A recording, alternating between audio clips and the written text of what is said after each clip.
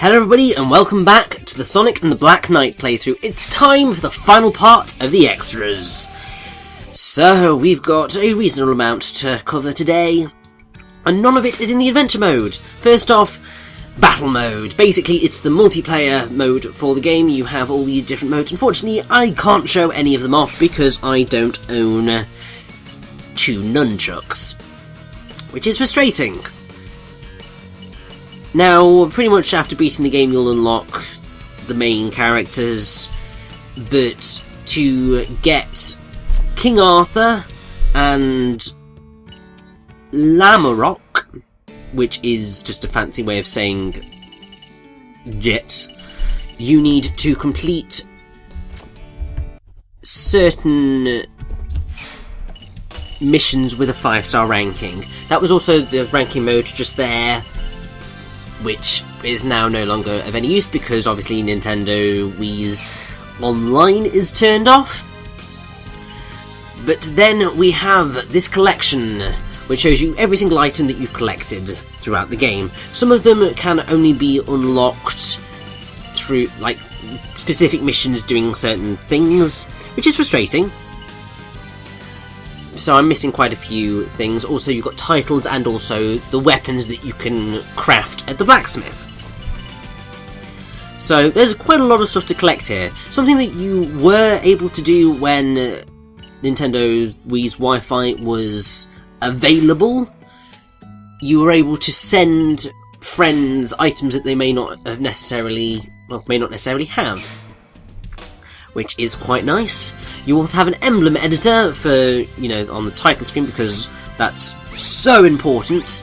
You unlock certain bits in the emblem editor as you progress throughout the game, but it's not something that I would really say most people are going to go and have a look at.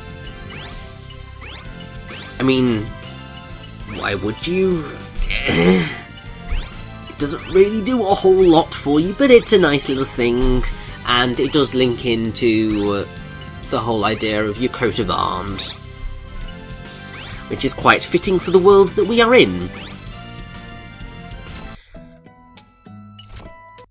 But with all of that, we're going to look in the gallery. As you can see, I haven't really unlocked a whole lot. We've got concept art, there's videos, there's bits of information, there's songs and so on, but the frustrating thing is that most of these are unlocked by getting a 5-star ranking in certain missions. Obviously, I'm not good enough at the game to be able to achieve that, which is incredibly frustrating for me because I'd like to show off absolutely everything in these sorts of extras videos because, I mean, I love showing off concept art because it allows you to see behind the scenes of games in ways that you might not have necessarily seen before. But yeah, you also, unlocking stuff in the vault is dead easy because it's just complete the damn game. But there are 3 videos at the end here which I will be showing. Before we get to those, I'm going to show off all of the videos before them, because they're decent stuff to deal with now. Basically, they are tips and tricks to show how you get a 5-star rank on certain missions. So it's doing things like giving rings to the townspeople. Obviously, you can see, probably beat it in about 1 minute 16 if you want the 5-star rank. And that sort of thing. It's kind of frustrating that the video is so small and as grainy as it is, really, but I suppose they probably did have to compress it quite a lot to get it to work. But you're going to see some absolute butchery of the Knights of the Round Table. Like, even Lancelot Returns, which is infamously one of the hardest missions in the game because Lancelot's got quite a few attacks, he attacks rather quickly and so on and so forth.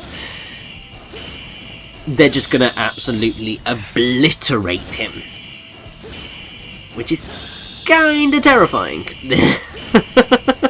And it's just like, well, I wish I could play like that, but quite evidently, no, I can't play like that.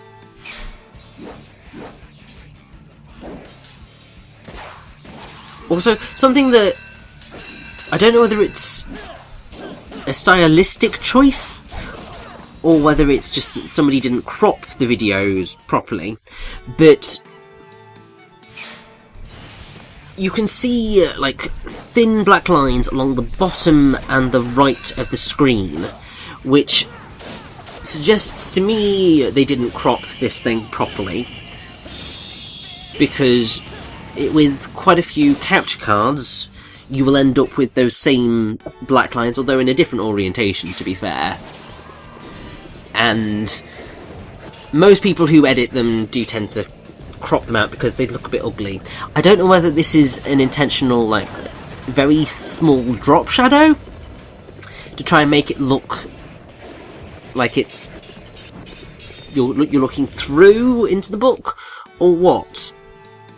But if that was the effect they were going for, they needed to do it all the way around rather than just on two sides. And also probably they needed to make it look more like it's embedded in the book than anything else. Now this particular video is going to show off a skill that I don't think you can do unless you are Cavalier style, or you've upgraded that style quite a lot. I mean, I can tell you now, you can't attack as you run with Knight style. I've tried, it simply didn't work. Also, I'm pretty sure if you're in Cavalier style, then you can get through Dark Queen quicker, which is essentially what's happening here, because if you have Cavalier style, you can perfect hit faster, and therefore you can keep going stronger. Also, just look at this on Lancelot Returns. Already defeated. And he took me over a damn minute. Just like, really? Now, we are going to go and have a look at those fan art collections, but that is what is going to close off our Sonic and the Black Knight playthrough. Before then, we're just going to look at the rest of the things in the vault. So you get looks at the characters. Certain ones of these don't unlock unless you have gotten certain ranks in certain missions. Most of the time it's, get a 5-star rank, mastery rank in blah. And it's just like, why do you do this to me? I don't want to get 5 stars in everything. It's a little bit too much faff. As much as I love Black Knight, and I will defend it quite a lot from most of the annoyance, but I want it to do well. I want it to be loved. Now, I am missing a book in this narrative of Arthur, and for the most part, it is sort of accurate to how Arthurian, the real Arthurian legend is perceived. I'm pretty sure that missing book was about the Sword and the Stone. Although, that never originally came into it, but it became part of the Arthurian myth as we went on. Obviously, this last book is entirely to do with Black Knight, but the first stuff was pretty accurate, and on the whole, Black Knight is relatively faithful in its interpretations of Arthurian legend, and I am very happy with that, because quite a lot of games don't tend to respect the sources that they are dealing with, or don't truly understand the sources they're dealing with, and so can sort of butcher what they're going on about, or butcher the point that they're trying to achieve by using that source. But I think Black Knight does surprisingly well in that respect. And on the whole, it's probably one of the better written Sonic stories that the characters ever had. So it's a shame that it does get as maltreated as it does. because it's a decent game at the end of the day. It just came out at a time when Sonic was really not going... well, he really wasn't popular. And so people were really quite quick to have a go and jump on the bandwagon, so to speak. And because this was a slightly odd Sonic title, it suffered for it. So you get... I mean, these flags are basically achievements, so to speak. But yeah, it's just like use characters a certain amount of times and so on and so forth. Obviously, I mean, the frustration with that would come with the fact of you're not going to really want to necessarily play with all of the characters that many times. I mean, I certainly wouldn't want to play half the missions as Blaze. So... but then I suppose if you just want to get everything, it's something that you'd go through. Now, I wanted to kind of stop that wonderful cover of Seven Rings in Hand, but it automatically does it whenever you come into the videos. So, we're going to end this playthrough with a really, really wonderful look at some Sonic fan art to easily one of my favourite renditions of It Doesn't Matter. This acoustic version is just absolutely perfect. And I really like this fan art gallery, so to speak, because you've got one for the UK and Europe, you've got one for America, and you've got one for Japan. And there's such a variety of pictures here, and I wish they had included a gallery like this in Sonic Generations, because Sonic Generations was kind of the perfect game to do something like this in, and they never did it. But they did it here, and I think it just goes to show that there was quite a lot of effort put into Black Knight, and I think it got undeservedly lambasted for a whole bunch of issues that weren't really necessarily entirely to do with Black Knight itself.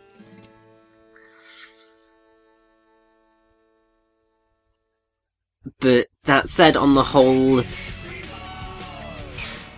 Sonic fans are obviously very, very, very passionate about the character. And hopefully, whatever is coming this year for Sonic will be good, considering it's his 25th anniversary this year. Which is bonkers when you think about it. So it's always really odd thinking about how old certain franchises are. I mean, the fact that I was about 3 when the first Sonic game came out basically means I've kind of grown up with Sonic, although I kind of didn't, because I didn't get into Sonic until I got Sonic Adventure 2 Battle. But to think that it's only just that bit older than me is just... It's boggling. But it's always wonderful to see when fans do something really productive with their love of a franchise, and this sort of fan art is wonderful, because I mean, some of it is absolutely phenomenally well done. Some of it less so, but you can tell that it's drawn by kids, and that's just adorable. Because you have such a mix of levels and so on, but what remains the same is the love of Sonic. And it's just a nice, nostalgic trip through the franchise, and how can you not smile at this? It's just wonderful.